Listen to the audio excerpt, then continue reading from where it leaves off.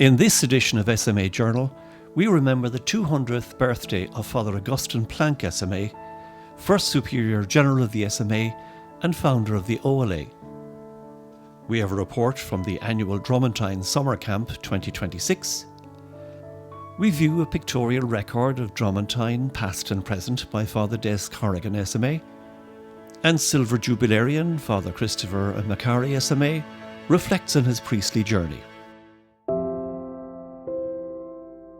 This year, one of the triple anniversaries that both the OLA sisters and the SMA fathers celebrate is the birth of Fr Augustin Planque SMA, founder of the Our Lady of the Apostles Sisters, OLA, and also who, as first Superior General of the SMA, ensured the continuation and growth of the Society of African Missions.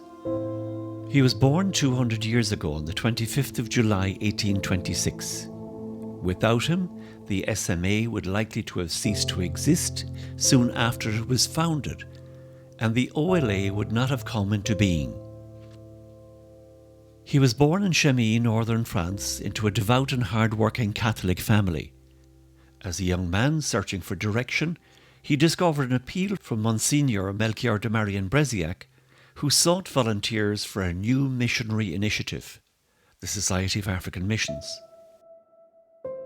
Planque was inspired and arrived in Lyon in November 1856, just a few weeks before the formal founding of the SMA on the 8th of December. Planque longed to be sent to Africa, but de Breziac, discerning his gifts, asked him to remain in France while he and the first small group of missionaries travelled to Sierra Leone. Tragically, within weeks, all but one of the group, including de Breziac, succumbed to yellow fever. Despite pressure to abandon the fledgling society, Augustin Planque stepped into the leadership with determination and faith. In the following decades, he guided the Society of African Missions with a combination of sound judgment, forward vision, humility, and deep spiritual grounding. He was known for his ability to analyse situations, anticipate needs, and chart new skills that helped secure the Society's survival and growth. Father Planque knew that reaching the women of West Africa required the presence of women missionaries, and he turned to several existing congregations for help. A courageous group of Franciscan sisters responded and worked in SMA missions for several years. Still, the need was far greater. When Planque petitioned the Pope for more sisters, the answer he received was simple and challenging. You want nuns? Well, make them. Though already fully occupied as Superior General of the rapidly growing Society of African Missions, Father Planque trusted that if God needed a new congregation, God would provide the means. He issued an appeal in the Annals of the Propagation of the Faith, and women from France and Ireland answered generously. From these first volunteers, a new congregation took shape.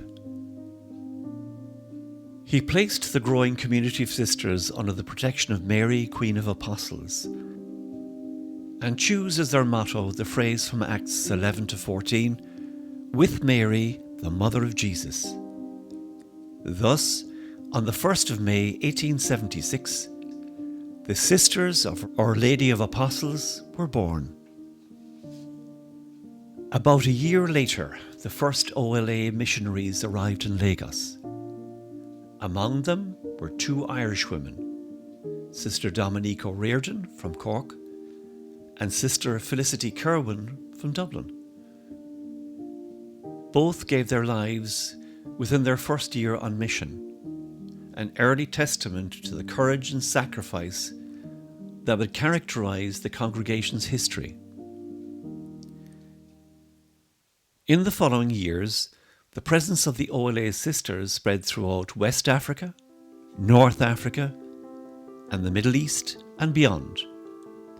Wherever they went, they responded to the most urgent needs of the people, establishing schools, clinics, hospitals, and undertaking pastoral outreach to villages, homes, and prisons. Today, OLA Sisters serve in 21 countries across Africa, Europe, the Middle East, North and South America.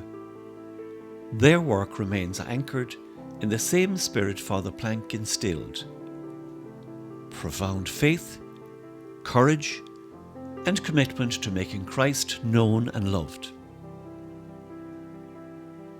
Father Planque died on the 21st of August 1907 at the age of 81. He is buried at the SMA Seminary in Lyon. His legacy lives in the thousands of SMA priests and OLA sisters who continue the mission he dedicated his life to and worked to promote. I'm Fr John Kilcoyne SMA. I'm the director of the SMA Summer Camp Dromantine 2026. 2026, our society, the SMA, marks a very special anniversary. 100 years since the Society of African Missions first came into Dromantine in 1926. For more than half of those 100 years, summer has also meant something very special here. First SMA Summer Camp took place in 1969, and ever since, generations of young people have come through the gates of Dromantine for a week of fun, faith, and friendship. This year, blessed by glorious weather, that tradition continued once again. The 2026 summer camps began on the 12th of July and concluded on the 14th of August with 5 week-long camps, 2 for boys and 3 for girls. Across those 5 weeks, 562 young people between the ages of 11 and 16 came to Dromantine, 224 boys and 338 girls. Every camp was filled to capacity, with young people travelling from across the north and throughout Ulster, as well as some joining us from Dublin and from England. One of the most wonderful things about the summer camps is the sense of continuity from one generation to the next. Many of the young people who came to Dromantine this summer are the sons and daughters of people who themselves attended the camps in their teenage years. Some families have maintained their connection with the SMA over many years, including through the Family Vocations Community, or FVC. It is lovely to see those connections continue and to know that Dromantine remains a special place for so many families. At the beginning of each week, we welcome everyone to camp and gather together as a new community. The youngest camper joins me and the camp leaders in lighting our camp candle. The same candle remains with us throughout the 5 weeks and burns whenever we gather for Mass, prayer, and our other liturgical celebrations. From that first gathering, the week quickly comes to life. There is certainly no shortage of fun.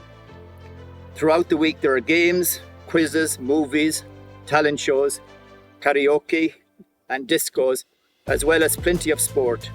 But the summer camp has always been about much more than keeping busy. Faith is woven naturally into everything we do.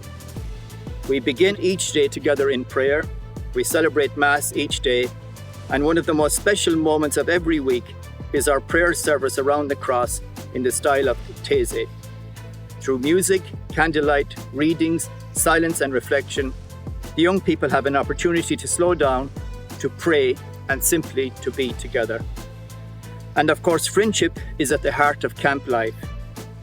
During the week, the young people are placed into teams, and many of them are named after countries in Africa and Asia where the SMA has served. They play sport together, take part in activities together, help around the house together, and participate together in the liturgy and prayer life of the camp. For some, they arrive knowing only the friends they travelled with. By the end of the week, they have met people from different towns, counties and communities and formed entirely new friendships. In the evenings, there is also plenty of time to relax and spend time with old friends and new ones. Many of those friendships are renewed year after year at Dromantine, and some continue long after the summer camp itself has ended. The week culminates on the final day with finals, presentations, and celebrations across the various sports and activities. There may be finals and presentations, but the real emphasis is participation, encouragement, and ensuring that everyone goes home feeling part of what has been achieved. And before everyone leaves Dromantine, we gather one final time for our family mass. Parents, grandparents, brothers, sisters, and other family members join us, filling Dromantine as the camp community and the families of our young people come together. It is a fitting and often very special conclusion to the week. I want to thank every one of our leaders, as well as the camp committee who work throughout the year planning the camps, processing registrations, and ensuring that all the necessary safeguarding, vetting, health and safety arrangements are in place. I also want to thank the SMA community and all the staff here in Dromantine, whose support makes these weeks possible, and the parents and families who place their trust in us by sending their young people to camp. For 5 weeks each summer, this house and these grounds are filled with activity, laughter, prayer, music and friendship. In this centenary year for the SMA at Dromantine, it is wonderful to see that a tradition that began here in 1969 remains so vibrant today. The 2026 summer camps have been another memorable chapter in that story, and I am deeply grateful to everyone who helped make them possible.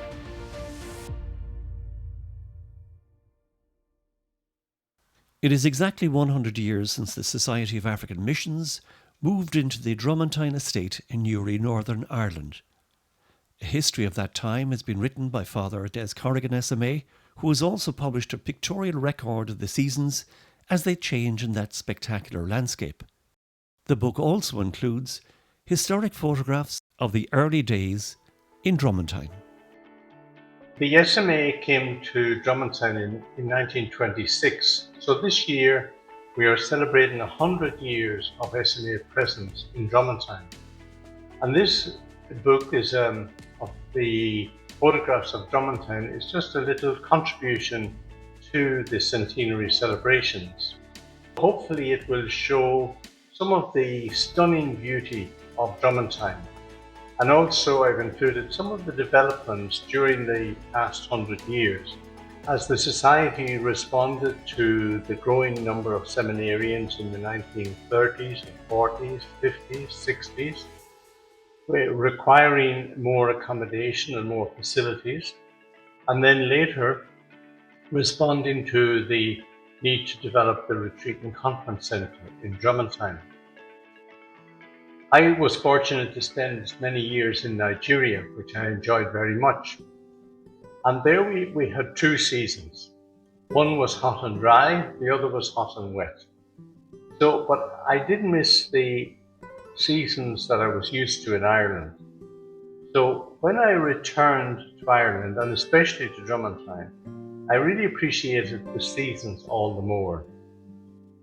I had lots of photographs of Dromantine taken over the years, so I organised them according to the season. The seasons in Dromantine are truly spectacular. As we follow the blossoming of spring, welcoming the snowdrops, the crocuses, the primroses, the beautiful cherry blossoms, followed then by carpets of bluebells.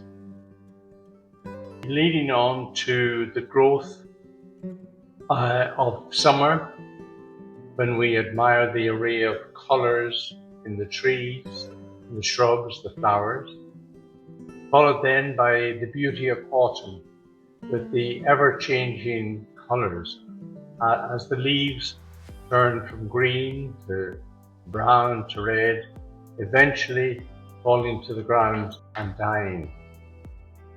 And then that takes us into the starkness of winter. Some of my favourite pictures are the winter scenes, especially when we had lots of snow and lots of frost. The seasons remind us of the seasons of our own lives, inviting us to reflect on life's journey, They speak to us of the beauty and the majesty of the Creator.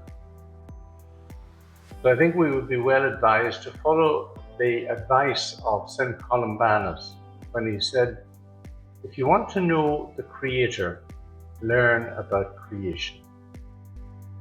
I hope these images help us to see every common bush, tree and flower around Dromantine afire with God.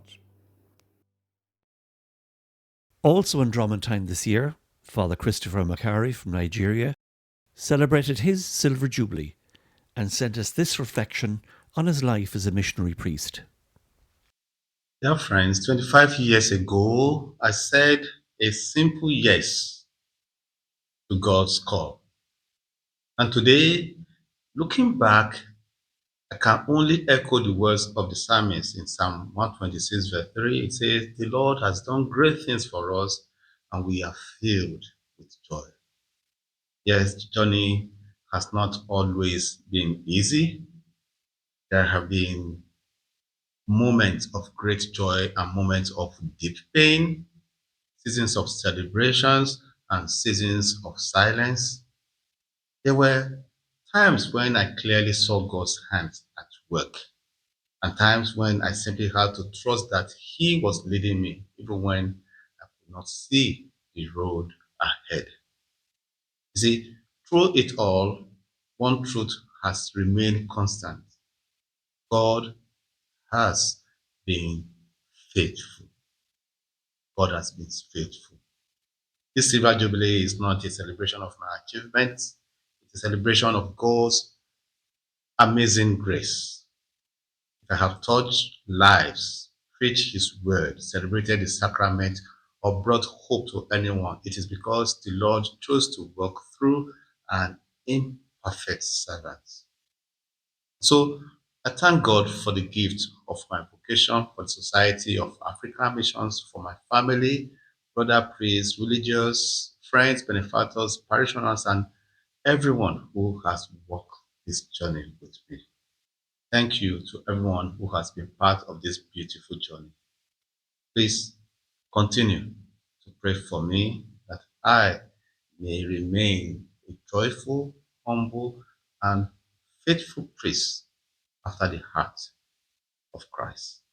To God alone be the glory for great things He has done, He is doing, and He will continue